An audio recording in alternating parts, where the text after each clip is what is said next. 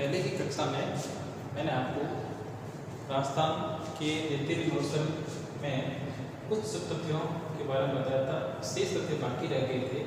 इस तथ्यों को आगे बढ़ते हुए मैं राजस्थान के इस खास अवसर के और भौतिक विभाजन करता हूँ।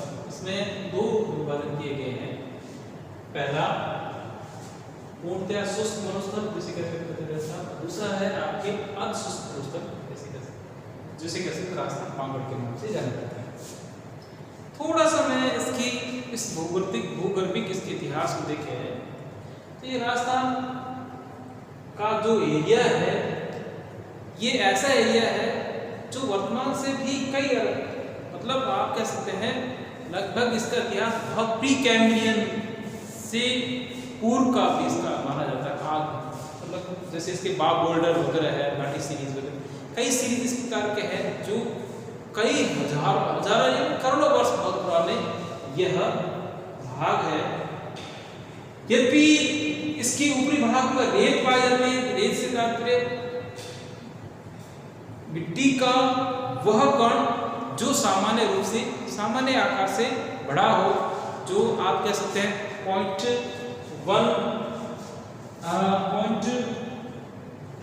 mm से लगाकर या से भी बड़ा, और साथ में इसमें इस रेत या इसकी जो कैपेसिटी है कि इसके कण हैं वो बड़े होंगे और पानी को ऑब्जर्व या अवशोषित करने की क्षमता होगी, और पानी के अवशोषण के बाद पानी का अपने आप ही इसको रोकने की क्षमता इसमें नहीं, अवशोषित तो कर लेगी परंतु उसमें रोका नहीं जा सकता है। इसी कारण ये यहाँ पर किसी प्रकार से न तो इसमें फर्टिलिटी उत्पन्न होती है न ही किसी प्रकार की जीवाश्म क्रिया इसमें हो, क्योंकि पानी रहेगा तो जीवाश्म क्रिया रहेगी, उसके साथ वनस्पतियां उत्पन्न होगी, वनस्पति के साथ इसमें रेत के साथ मिट्टी भी बनेगी, परंतु कणों के आकार के बड़ा होने के कारण इस प्रकार की यह सिस्टम या इसमें जीवाश्म या यह इस प्रकार की आकृति या आपके स्वरूप का निर्माण नहीं होता है। अब ध्यान रखिए यहाँ पर जो रेत है वो रेत है ब्लॉबिंग यानी कि स्थानांतरित या रूप जगह चेंज करती है। तो इसी कारण इसे एक स्तूप के रूप इसे कहा जाता है बालू का स्तूप, यानी बालू का स्तूप, स्तूप से तात्पर्य टीला, तो जनरल लोकल भाषा से टीले भी कहते हैं।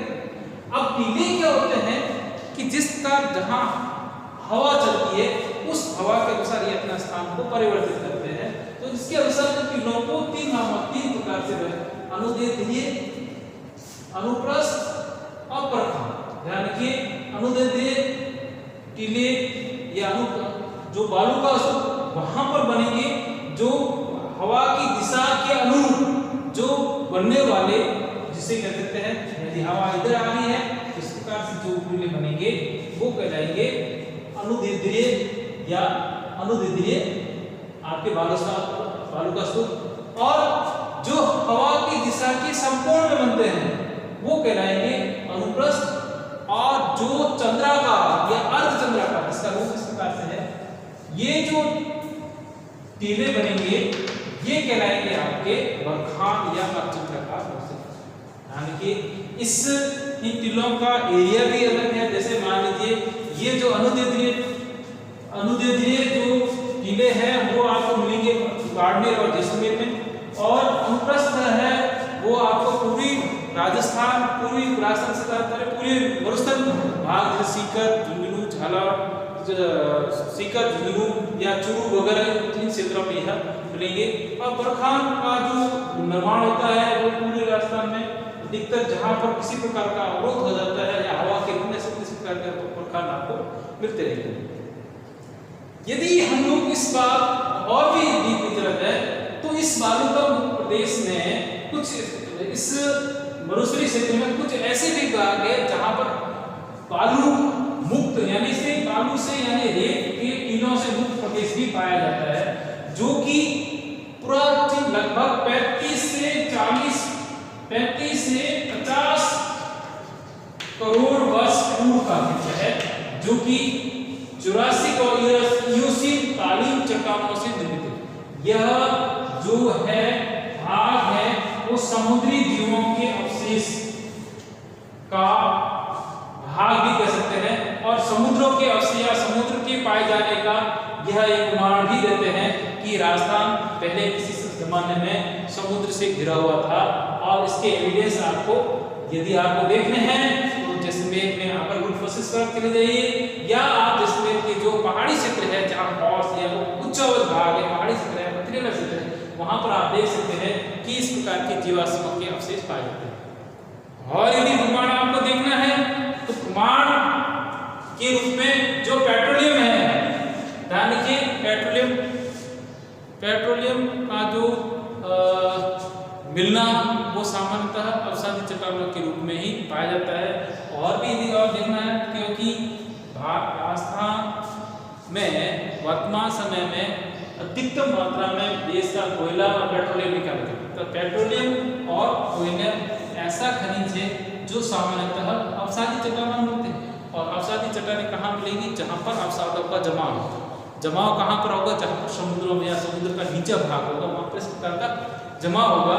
तो यह एक प्रकार का इसके अलावा भी आपके अन्य खनिज भी यहाँ मिलते हैं, जैसे बालू का पत्थर है, जैसे डोलोमाइट की खदानें मिलती है, आप मिल जाएंगे, रॉक फॉस्फेट मिलता है, जिप्सम मिलता है, लाइमस्टोन मिलता है। ये ऐसे अपने आप ऐसे शो कर रहे हैं कि ये यहाँ पर खनिज है वो किसी जमाने में समुद्रों के अवशेषों से बने हुए हैं।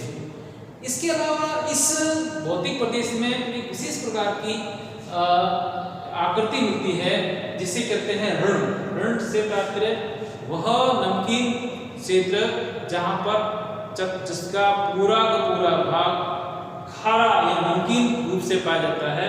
और इसे कहते हैं, इसका यदि आपको ये पूरा बारिश के दिनों पानी भाग भर जाता है और धीरे धीरे वाष्पोत्सर्जन की क्रिया के परिणाम स्वरूप पानी उड़ जाता है और फिर व्हाइट लेयर की परत के रूप में चल जाता है और नमक के रूप में कन्वर्ट हो जाता है।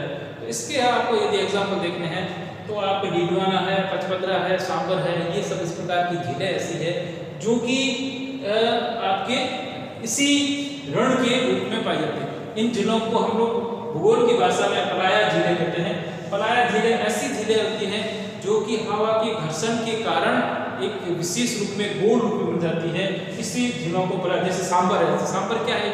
पलाया झील है जिसके तीन ओर पहाड़ियां, बीच में से हवा के का, तो हवा के राउंड शेप में घूमने से इस प्रकार की झीलों का निर्माण हुआ है। तो ये इस प्रकार की आपको देखने में मिल सकती है। इस भौतिक स्वरूप का जो विभाजन किया जाता है, किसका? इस रेतीली महामौसम या थार मौसम का जो विभाजन किया जाता है, वो विभाजन जलवायु के आधार पर अर्थात वर्षा के आधार पर किया जाता है। कि इसका दो विभाजन कौन सा? फर्स्ट मैंने आपको बताया कि एक तो है शुष्क मरुस्थल, दूसरा अर्धशुष्क मरुस्थल। यहाँ पर किसी प्रकार की भौतिक आकृति नहीं है जो उसे विभाजित करती है, परंतु यहाँ पर जो विभाजन का आधार माना गया है वो है 25 सेंटीमीटर की वर्षा रेखा, यानी कि 25 सेंटीमीटर से 50 सेंटीमीटर के बीच का जो भाग कहलाएगा वो तो कहलाएगा आपका अर्धशुष्क मरुस्थल। और इस 25 सेंटीमीटर यानी कि 0 सेंटीमीटर से लगाकर 25 सेंटीमीटर का जो भाग कहलाता है वो कहलाएगा पूर्णतः शुष्क मरुस्थल, जिसमें राजस्थान की 4 जिले, कौन से जिले हैं? जैसलमेर, बीकानेर, बाड़मेर और जोधपुर, ये 4 जिले हैं जो पूर्णतः शुष्क जिले के रूप में शेष जो 9 जिले हैं वो अर्धशुष्क मरुस्थल के नाम से जाने जाते हैं। इस अर्धशुष्क मरुस्थल को हम लोग स्थानीय भाषा में राजस्थान भांगड़ भी कहते हैं।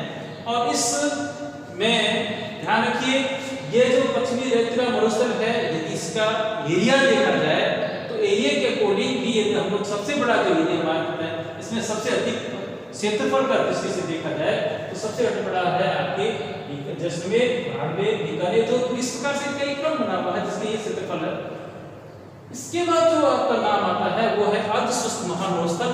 ये जो अपने आप में एक विशिष्ट योग्यता रखता है, जिसमें आपके एक उपजाऊ मैदान भी है, एक नमकीन क्षेत्र भी पाया जाता है, एक नदी का पाट भी पाया जाता है और एक पहाड़ी क्षेत्र भी साथ में इसमें मिल रही है। तो तीनों चीजें इसमें भी मिल रही है। तो सबसे पहले जो इसका में विभाजन किया गया है वो पहला भाग कहलाता है फर्स्ट घग्गर का प्रदेश। ध्यान रखिए, घग्गर नदी, जिसे हम लोग स्थानीय भाषा में हकड़ा नाला कहते हैं। हकड़ा जो वर्तमान समय में पंजाब में यह शिवालिक श्रेणी से उत्पन्न होती है और जाके यह हनुमानगढ़ के पास आके समाप्त हो जाती है। और इस एक बेसिक रूप से ये नदी ऐसी नदी है जो लुप्त से तात्पर्य कि इस जब यह शिवालिक से आती हुई संपूर्ण भारत में राजस्थान में आती हुई तो इसकी जो नीचे वाले सिराएं हैं, इसका जो है नीचे की सिराओं में जल चला जाता है और वो समाप्ति की ओर चला जाता है। इसी कारण इसे कभी कभी बारिश आ जाती है तो इसका जो पानी है पाकिस्तान में फोर्ट अब्बास के बाद चला जाता है और यह तो इसे हकड़ा भी कहते हैं। तो इस नदी का जिसे कहते हैं बाढ़ आती है कभी, तो इस नदी के द्वारा निर्मित मैदान को हम लोग घग्गर का मैदान भी कहते हैं। और ये जो मैदान है राजस्थान के 2 जिलों में पाया जाता है और इस 2 जिलों का जो नाम है वो है गंगानगर और हनुमानगढ़। ये दोनों ऐसे जिले हैं जो यदि भारत का भौतिक प्रदेश में तो खागड़ पांगड़ 2 स्थान है, तो उनमें से यह एक भाग है जो प्राचीन काप मिट्टी, जिसे प्राचीन दोमट मिट्टी है, उस प्राचीन दोमट मिट्टी का यह प्रदेश है जिसमें घग्गर का पानी मिक्स हो जाता है। और इसे तो यह राजस्थान का जिसे कहते हैं राजस्थान का पंजाब भी कह सकते हैं इसको, क्योंकि यह सबसे अधिक मात्रा में फर्टाइल जोन है जहाँ पर अधिकतम मात्रा में रबी की फसलें कह सकते हैं, रबी की फसलों का उत्पादन, क्योंकि नहरी सिंचाई के द्वारा अधिकतम डेवलपमेंट हुआ है वो इसी जोन में हुआ है। यह सबसे ज्यादा फर्टाइल। और यदि आपकी उत्पादक क्षमता पर कैपिटल या आप कह सकते हैं प्रति व्यक्ति उत्पादक क्षमता कह सकते हैं या प्रति व्यक्ति प्रति एरिया फसलों का उत्पादन कर सकते हैं, वो भी इस क्षेत्र में अधिकतम है। चाहे आप अधिकतम जो यहाँ फसलें बोई जाती है रबी फसलों को बोया जाता है और इसी में तो रबी फसलों में भी तिलहन है और तिलहन फसलों पर ज्यादा जोर दिया जाता है। तिलहन के साथ साथ कपास, नरमा वगैरह इस प्रकार की। ध्यान रखिए इस प्रदेश का एक और नाम भी है, वो कहते हैं नाली। नाली से तात्पर्य एक फ्लो, जैसे पानी कंटिन्यू रूप से चलता है। नाली से तात्पर्य एक पार्ट यानी कि एरिया जहां पर उपजाऊ बनता है। तो नदी के घग्गर नदी के पार्ट को स्थानीय भाषा में नाली कहते हैं। तो हमारे यहाँ पुराने समय में लोग कहते थे जब यहाँ पर राजस्थान में इस पश्चिमी राजस्थान में जब सूखा पड़ता था, लोग कमाने के लिए या रोजी करने के लिए ये लोग वहाँ पर भारत आजाद होने के बाद अपना स्थान परिवर्तित करके कमाने जाते थे, तो ये इस बात डाली जाता था बाद। तो ये एक प्रकार का स्थानीय नाम। इसमें एक नाम आपके यहाँ पर और भी आता है, वो इससे संबंधित है, एक है नरमा। नरमा से क्या तात्पर्य?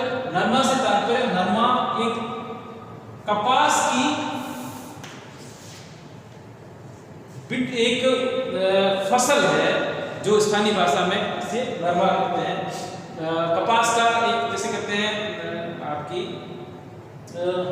तो ये और नरमा भी यहाँ पर साथ में एक आता है किन्नू।